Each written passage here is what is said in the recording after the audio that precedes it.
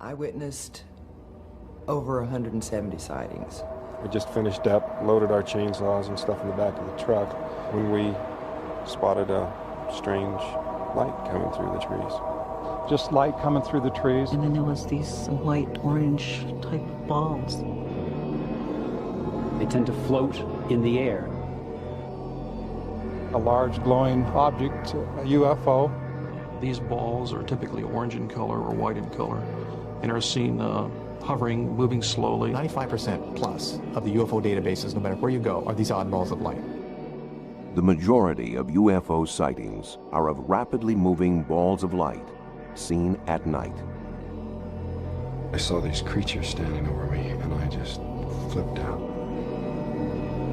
I don't want to find something on my body and say, gee, I wonder if aliens put it there. I want to know for sure.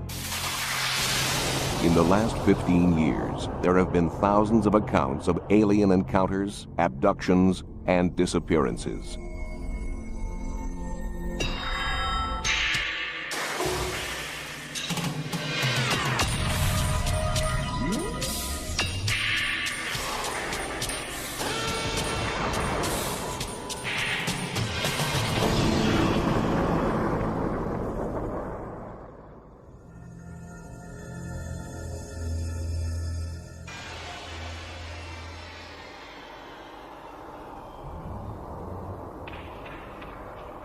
I'm driving down to southern Oregon. I got a phone call about a sighting that this young couple had recently.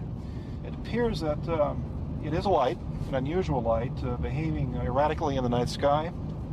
What's unusual about this sighting is that it lasted approximately 3 hours, which is considerably a long time for a UFO sighting. And I think the only way to determine exactly what they saw is to meet them, go over it step by step, make sure that all the details are covered, and of course what's most important is see what kind of people they are.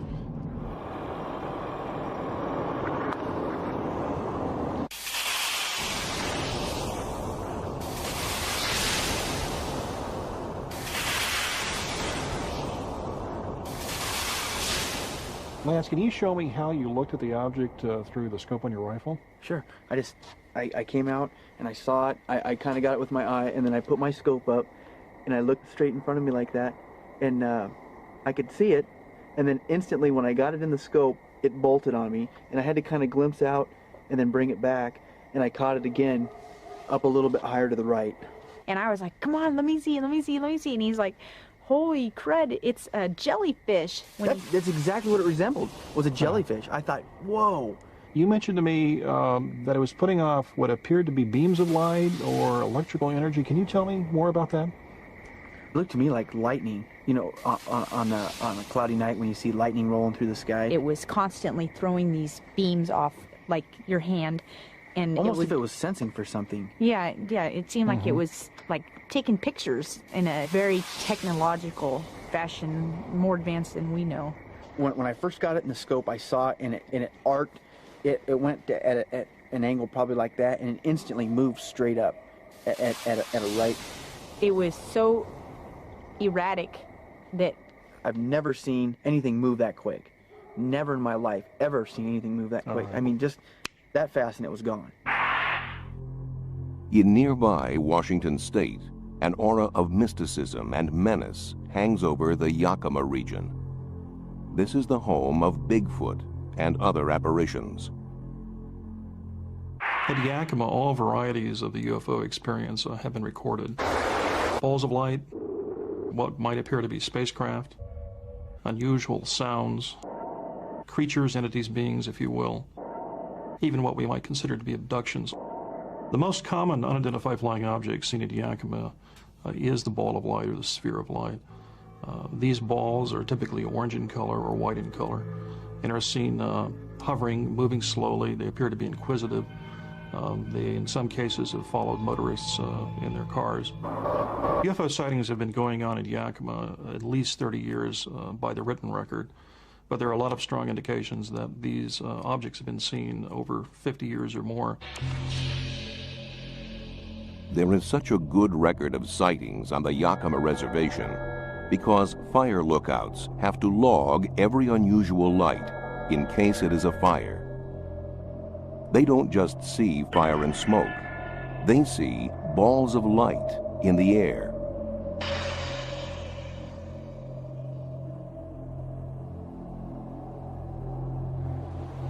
I have seen roughly 100 lights, or maybe a few more or a few less over the years. I'd have to go back through my logbooks and count them up. I've been a lookout for 34 years, and this is my area, plus some of it over here isn't on my map that I'm still responsible for. And when I see a fire, I have to take a cross shot and then pin it down in a little spot.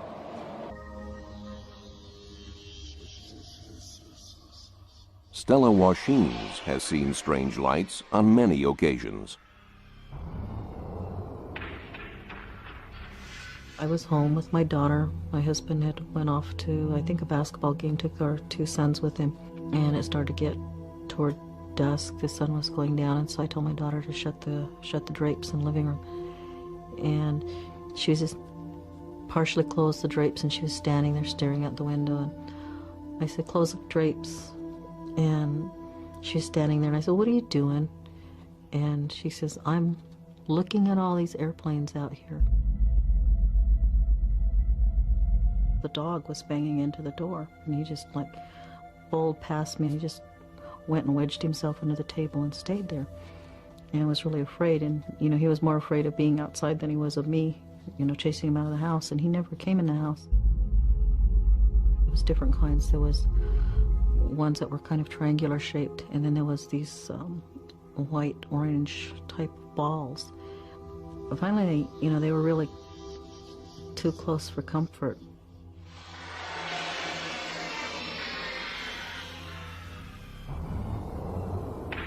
Hotspots of strange lights show up throughout the world, from Yakima to Scandinavia, Australia, and Britain. Security cameras at this shopping mall in northern England recorded a ball of light for 30 minutes. It drifted around the building and was captured on 3 cameras. What are the people at Yakima and elsewhere seeing? Perhaps the beginning of an answer can be found in 18th century New England. One of my first interests in the field of anomalies was the dark day of May 19th, 1780, during which time the northeastern coast, New England coast of North America suddenly became dark. It started to become dark in the early morning, and by noon it was so dark that people required candles and lanterns. There were odd and eerie sounds and sights and greenish flashes, and people thought it was the end of the world. And they were begging for the men of the Enlightenment, the name for scientists, to explain this phenomenon. This incident inspired Persinger to investigate strange reports of UFO lights. He plotted 6,000 bizarre events by location and year, and then compared the reports with high-energy phenomena like tornadoes, hurricanes, and earthquakes. Professor Persinger discovered that waves of UFO sightings, called UFO flaps, preceded earthquakes by up to 6 months. So he called in an expert on earthquakes. What I find interesting is to try to associate these balls of light with earthquakes, because we know that large earthquakes generate very bright lights in the sky.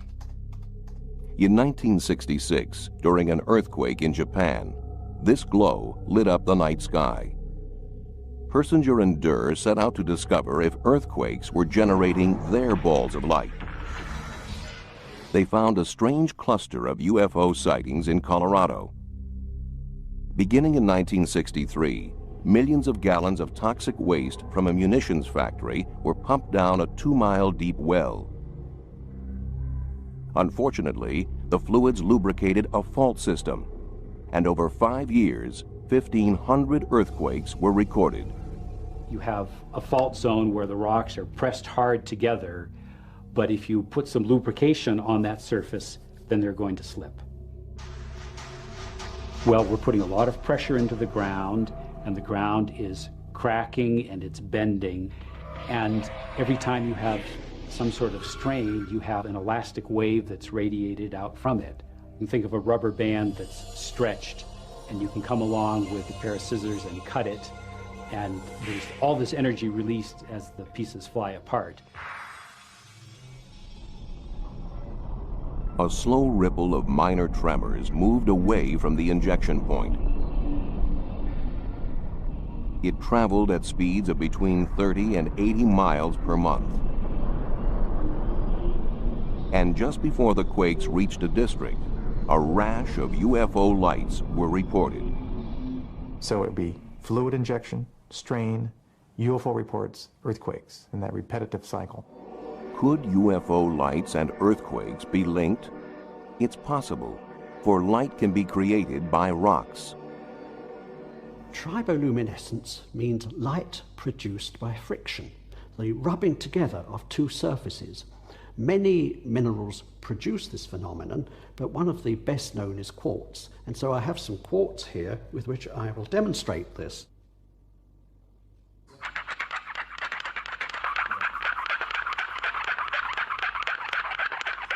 This is the first ever film of the release of triboluminescent energy by rocks. There is another possibility. When the Earth moves, the enormous forces crush the crystals that form the rocks. Pulverizing crystals with pressure can release light. Piezoelectrics literally means pressure electricity, and when we stress or scratch or compress rock crystals such as quartz, it is found that there is a generation of charge within the crystal, and sometimes this can lead to the evolution of light, tiny sparks and flashes within the crystal itself. Alan Mills can demonstrate this by crushing almost any crystal, in this case, sugar cubes. Crushing rock under much greater pressure in an earthquake zone will do the same.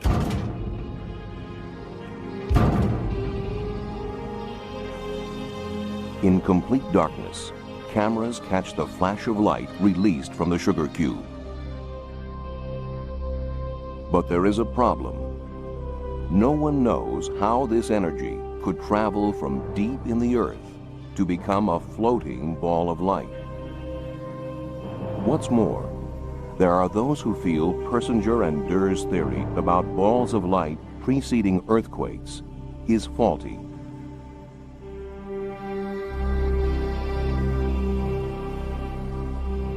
In the laboratory, we tried to recreate the same pressures and temperatures that you would find down 5 or 10 miles down in the earth where large earthquakes would nucleate. What we came up with in the model that we developed was that you actually can use the frictional heating of the rocks as they slide past each other in the fault zone during an earthquake to make the rock so hot that it boils away the water. And once you turn the water to steam, then this becomes a very good electric insulator.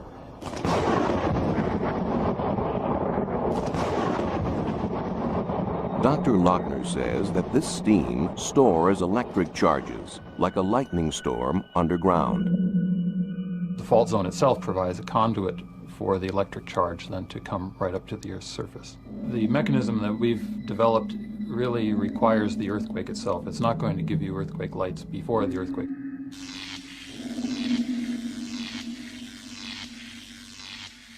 If lights are linked to tremors before or after, does this explain the UFOs seen at Yakima? Persinger and Durr found that the lights do appear above local fault lines. This is per month.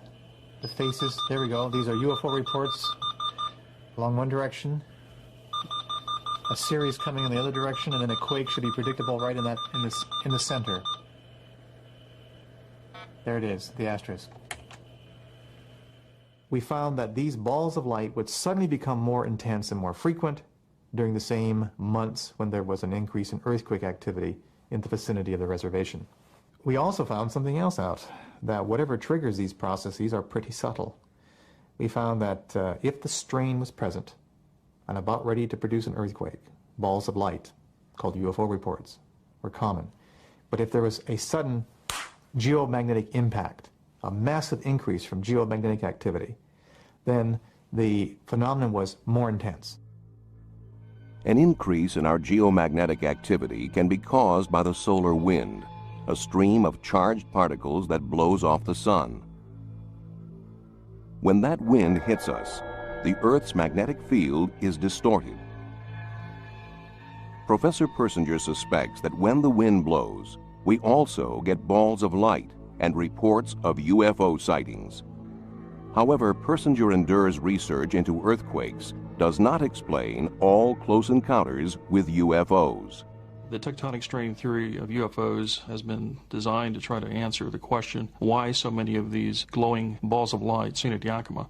But the problem is that mixed in with sightings of balls of light have been other objects. There's also been close encounters. We deliberately exclude close encounters types of sightings. What might appear to be spacecraft, there appear to be abductions.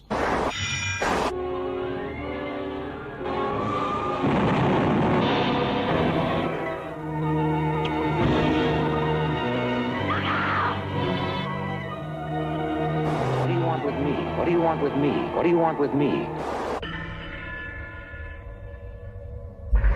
In the last 15 years, tens of thousands of people have come forward to describe their experiences at the hands of alien abductors.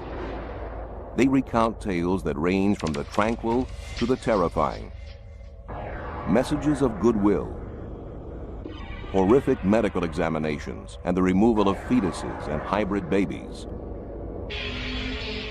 Some people claim they have been abducted while driving, others while sleeping. One of the most famous and convincing cases occurred more than 20 years ago in Arizona. My name is Travis Walton. I'm presently employed as a purchasing agent. I was working in these woods as a tree sawyer back in 1975. Well, my name is Michael Rogers, and in 1975 I was a logger right here on this spot. I was the crew boss of a group of guys, of which Travis Walton was a member. And today, that's what I'm still doing. I'm still doing the same kind of work. We just finished up, loaded our chainsaws and stuff in the back of the truck when we spotted a strange light coming through the trees. Just light coming through the trees. The longer I looked, the stranger it was. One of the guys in the back yelled out, "It's a spaceship."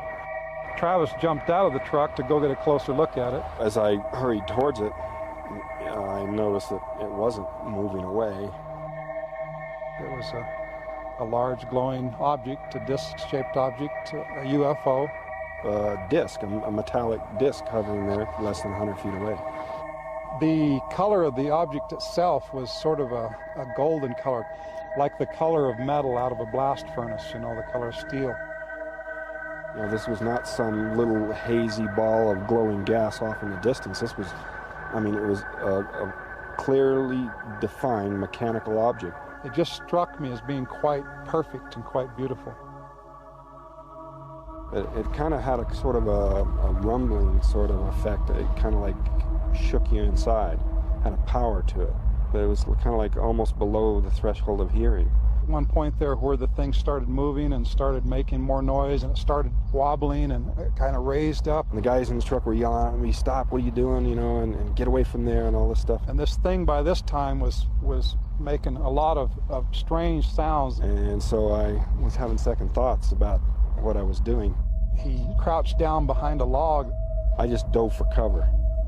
You could see the truck shaking, and I could feel it through the steering wheel. It was just shaking like this. And that's when things got really hairy. I made up my mind right then, I'm getting out of here. And so I raised up to go. This beam came out of this thing like a bright bluish beam of energy of some kind, and it struck him in the chest and head area. And wham, something hit me. Just momentarily, it was like blinding. I couldn't see for like a second. It just was like an explosion going off in front of him. It blew him back. It felt a little bit like a physical blow. It felt a little bit like an electric shock, too. And he landed way back over here. I just blacked out.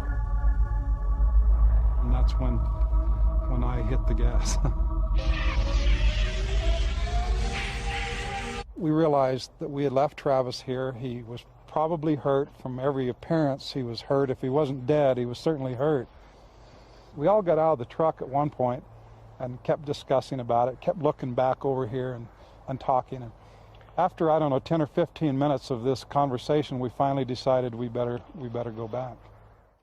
I regained consciousness very slowly. I was kind of in and out. I didn't know where I was. I was very disoriented. I just in and out. I eventually kind of remembered what had happened, you know, walking up to the object and being hit by something. So I kind of surmised that I'd been hurt and that they had taken me to a hospital, and that's where I was.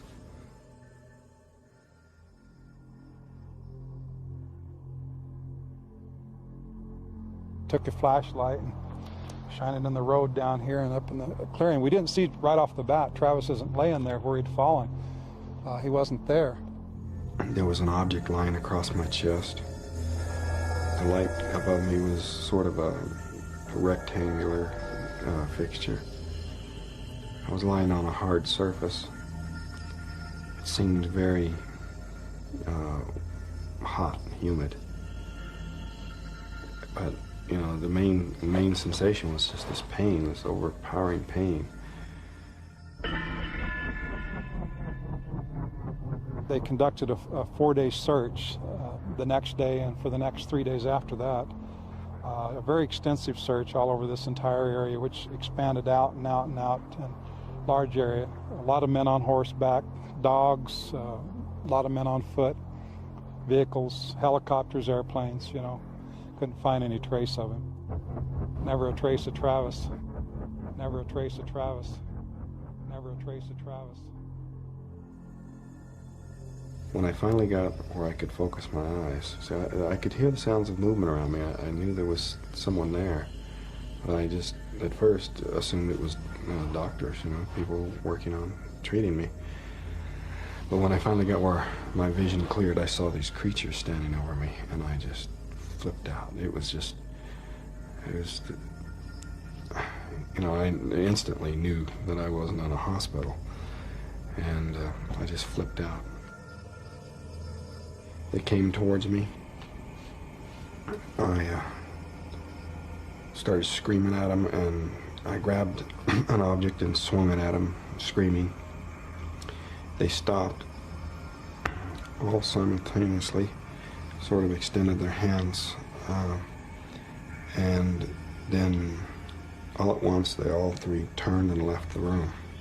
And there in the doorway is what I took immediately to be a person, a human being. He took me quickly down this hallway into a room where there were some other people waiting, people who looked like him. They led me over to this table and started to put me on this table, and you know, I started to have major misgivings about, you know, was I being rescued or what was really going to happen to me here. And one of them put a mask over my face. So it sort of looked like an oxygen mask. And I tried to grab it away, and I managed to get my hand on it, but I couldn't pull it away before I lost consciousness. The next thing I knew, I woke up. I came to quickly. And it was cold and dark. And I looked up, and there was a light above. And I saw a craft hovering above me, and it just shot up into the sky. I looked around. I was lying next to a highway. Travis Walton was missing for 5 days. It's a mystery to me. You know, I can't understand what was going on there.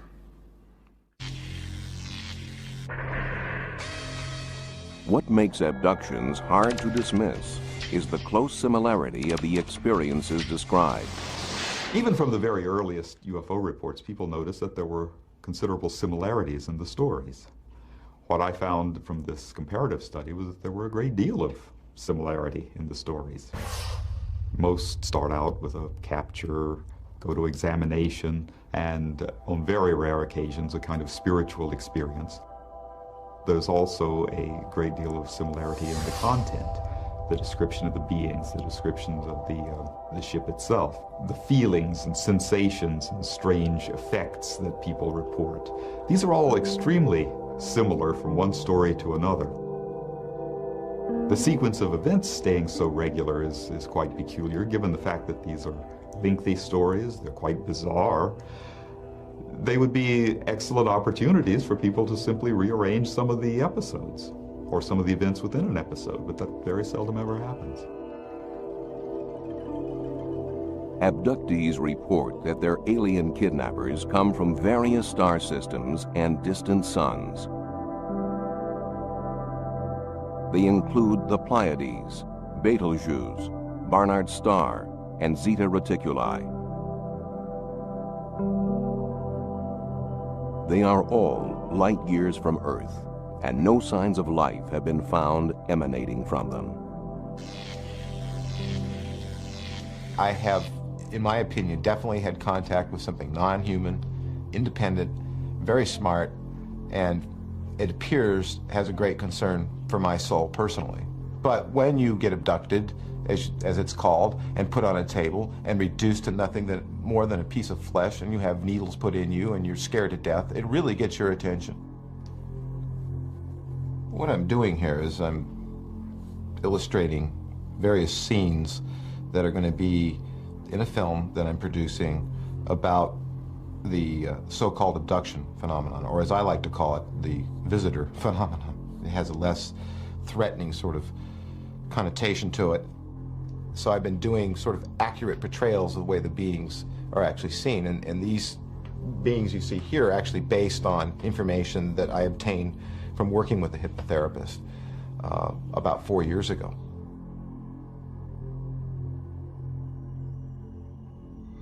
So why do the various alien races choose different parts of the world to fly to? One peculiarity of the stories, one element that would suggest there might be some cultural differences, is that while in North America the small gray aliens have been the most common, in Britain the commonest alien has been the tall, blonde Nordic type. In South America you tend to get more of a variety of aliens.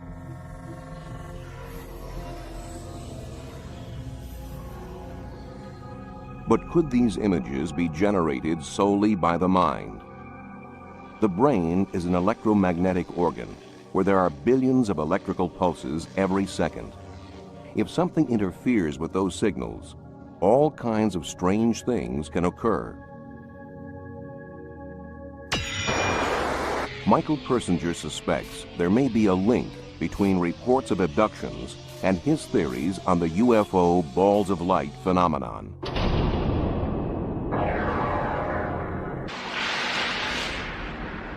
The question of the relationship between Earth lights, luminous phenomena, and abduction experiences is, I think, only marginally overlapping. The vast majority of these balls of light, which are seen at a distance, are physical phenomena tied to strain within the Earth's crust. The very few cases where people rush up to the light and have very predictable experiences, those individuals are indeed being stimulated by the balls of light. But the recent case of the abduction phenomenon, where allegedly millions of people have been visited in their bedrooms, it is much more a neuroscience problem than a geophysical one.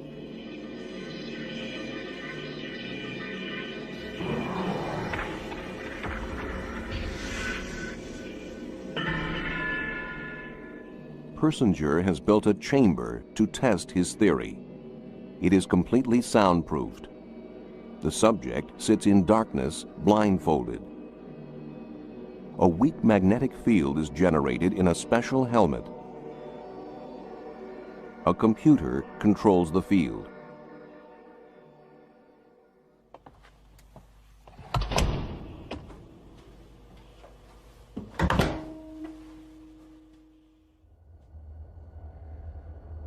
Persinger varies the shape of the electromagnetic wave transmitted through the brain.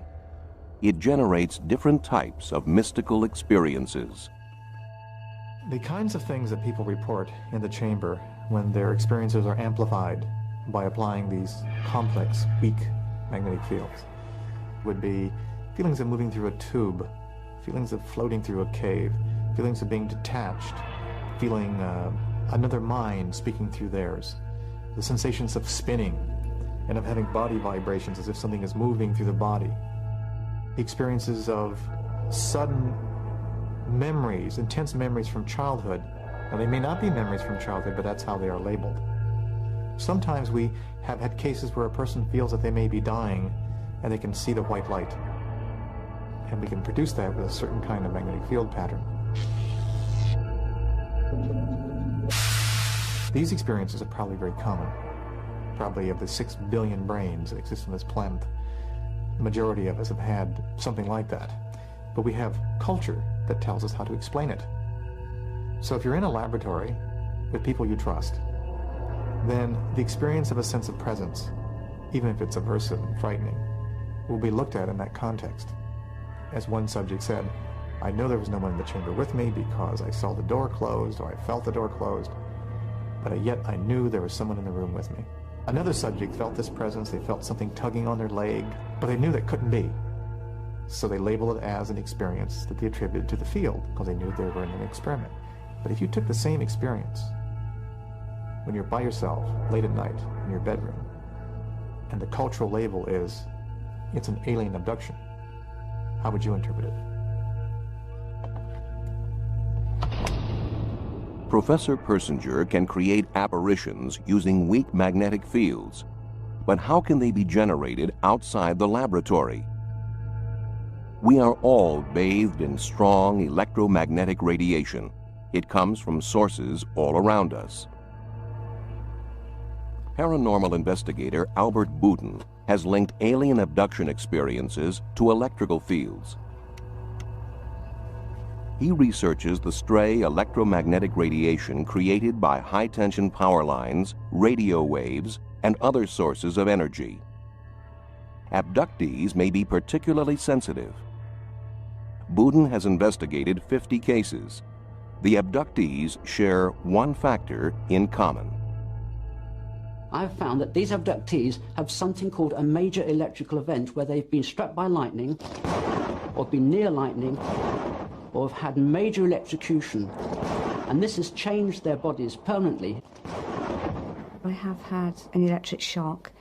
It wasn't one which took me to hospital or anything, but it did throw me across the room. I had the electric shock before I had any contact with so-called aliens. If you look at these people, they almost invariably have a long history of strange experiences, sometimes reaching back to childhood, and their abduction experience is just one in a whole family of experiences that they've had throughout their lives. UFO experiences, aliens, bendy men, psychic things happening. But these aren't ordinary people. These are people who are hypersensitive to these fields. These fields don't affect most people. Electrical phenomena, television switching itself on and off, the video playing to itself for half an hour. If they then go and live in what's called electromagnetic hotspot, they will start to have all kinds of sensations. They will suddenly see a bright light, which is a stimulation of the visual cortex. Within this vicinity, there are microwave transmitters, radio transmitters, electrical substations. We seem to have everything virtually.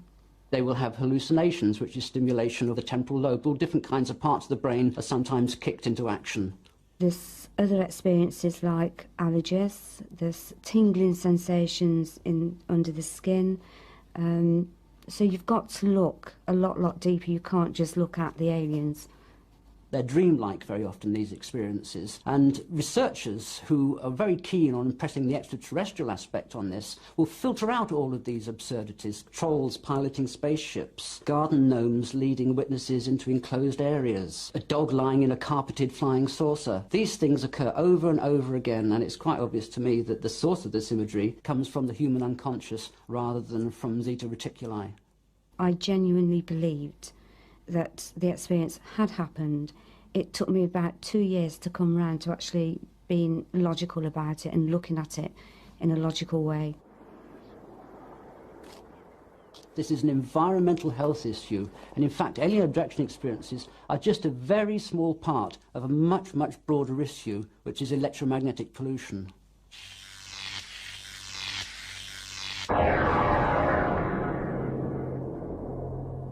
Nearly all accounts of abductions are recalled under hypnosis.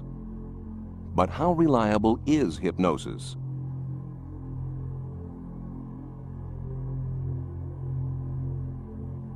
We all have strong memories of our pasts. However, false memories, even without hypnosis, can be created if the subject wants to please their therapist. They recall what they think the hypnotist wants to hear. Even without hypnosis, as events fade and are dimly remembered, we create new memories to fill in the gaps, reinventing the past. It's all too easy to create false memories. A Canadian psychologist gave volunteers what they thought were personality tests. The psychologist used positive feedback to implant the idea that they saw a mobile on the day they were born. He told them that they were exceptional personalities and that this was potentially due to their brains being stimulated by the mobile. One group was asked what their first memory was. None of them recalled a mobile. Another group were regressed to their first memory using hypnosis. Almost half reported memories of a mobile on the first day of life. But it's thought that babies' memories do not begin to function until after the first 3 months of life.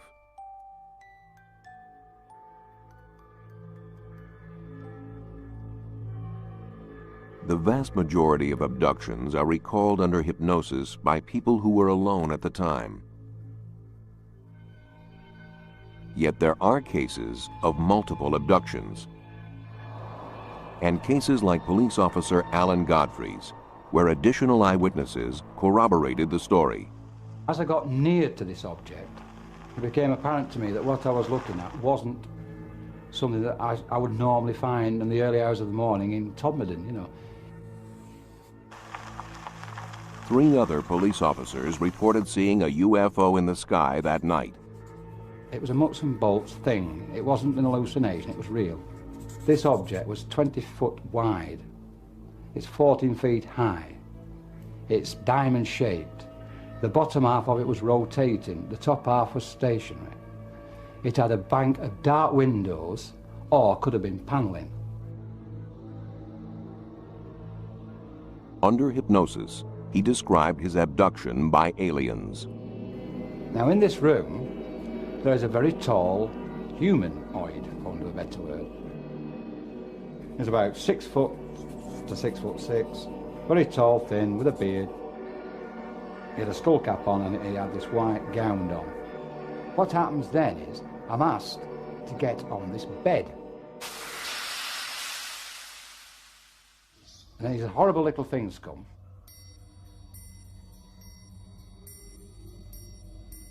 They are a lamp-shaped head with black, dark eyes. That's the best way I can describe them. And there was about 7 or 8 of them.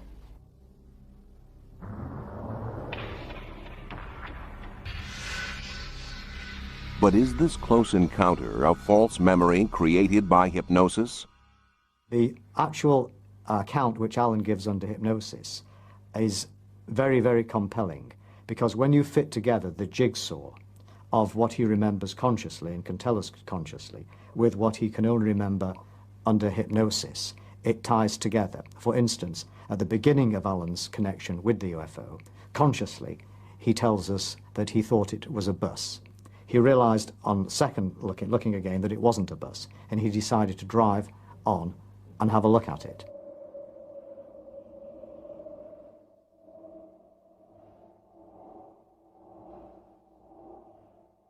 Under hypnosis, he says it's a bus. It's not a bus. A bus.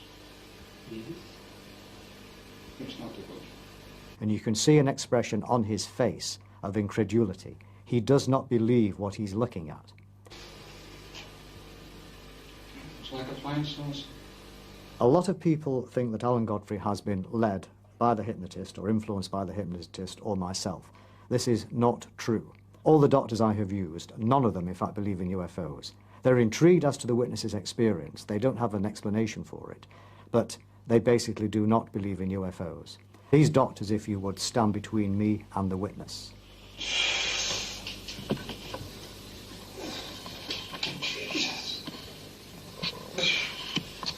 There's a light. Shine me a light. Apart from the fact that it's the doctors who carry out most of the interrogation without using leading questions, on at least 2 occasions, Alan Godfrey has rebelled and refused to answer any further questions. On one occasion, he almost jerked himself out of hypnosis and said, "I'm not answering you.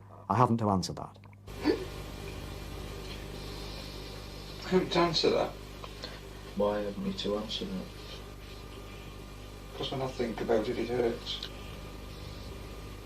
It has to be said that at the time that Alan Godfrey had his experience and underwent hypnosis, the accounts of alien abductions were virtually, if not completely, unknown in the United Kingdom. I had certainly never heard of them.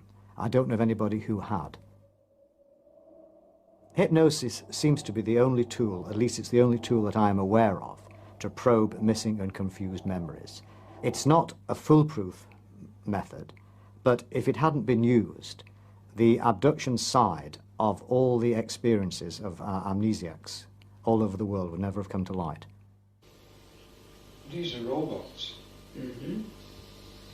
They're not human. I honestly believe that what happened to me on hypnosis really happened. Abductees such as Alan Godfrey are not convinced by the various attempts to discredit the memories they have recalled under hypnosis. Furthermore, some argue, what's to explain the rash of reports of aliens who have left strange marks on the bodies of their abductees? I will wake up with injuries to my body I can't explain. I can't explain them. I don't want to find something on my body and say, gee, I wonder if aliens put it there. I want to know for sure. So when I go to bed, I'm very keen on what's what on my body. So to wake up with a 4-inch long cut out of nowhere underneath your long johns on your leg that burns is a big question mark. And this stuff happens to me fairly often. The other thing that happens, of course, you get these triangular marks. You hear about them so much. And it's real. People are really getting these. I get them. And what's fascinating about it is that they're identical to the ones the other individuals are getting. You look at my photographs of body injury, they look like everybody else's. There are also reports of implants. One abductee even paid for an operation to have one removed. Jesse Long believes he was abducted as a child and that something was implanted in his leg.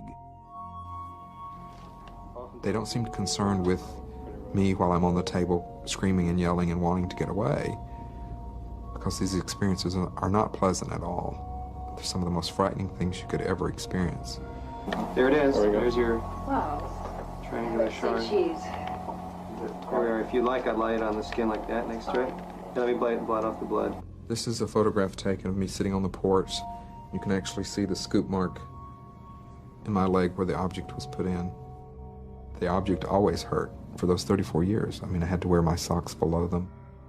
Here's the big blunt end, and then we have the very tip of it, which is now here. So that when they're laid together, it forms a triangular shaped shard. Electron micrographs show it's only common glass, containing no elements alien to our planet. Had silicon and magnesium and zinc and silver and calcium. Just recently I had it analyzed further. They found titanium. In addition to that, they've also found sulfur, 24% sulfur. I know that night what I saw was real. It was damn real. Now what I don't know is what was it and where did it come from? It's a mystery to me. You know, I can't understand what was going on there. In recent years, scientists and researchers have proposed some very credible explanations for the UFO and abduction phenomena. So why do some of us remain believers? Even if there is an explanation for the balls of light, what about UFOs in the form of craft? And what about the thousands of people who have reported encounters with extraterrestrials? Are these experiences all to be doubted?